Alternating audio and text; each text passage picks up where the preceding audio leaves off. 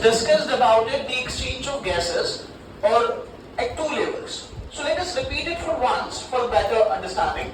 We said that the exchange of gases takes place at two levels. The one is at pulmonary level, that means at lung level.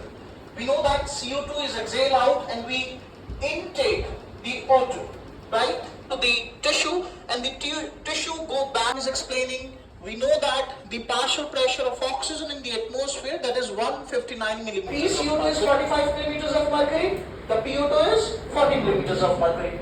And what is the situation in the alveoli? Because we know that oxygen is the last electron acceptor, that is why oxygen is there in the tissue. So how exactly oxygen come here?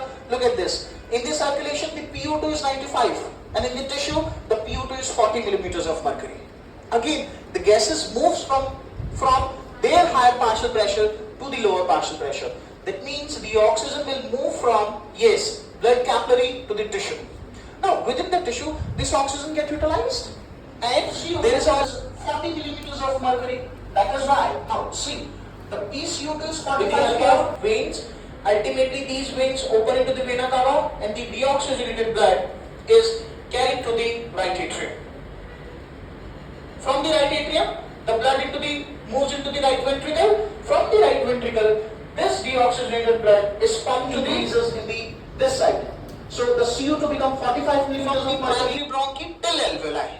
That means some of the air always get filled in that chamber or in the end. Some amount is already trapped there that contains CO2 and other gases also. The exchange of gases. So let us repeat it for once.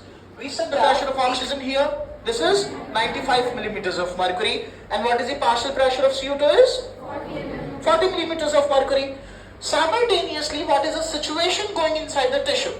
We know that inside the tissue, there is an oxidation of glucose that takes place. The complete oxidation takes place. How exactly? Glucose converted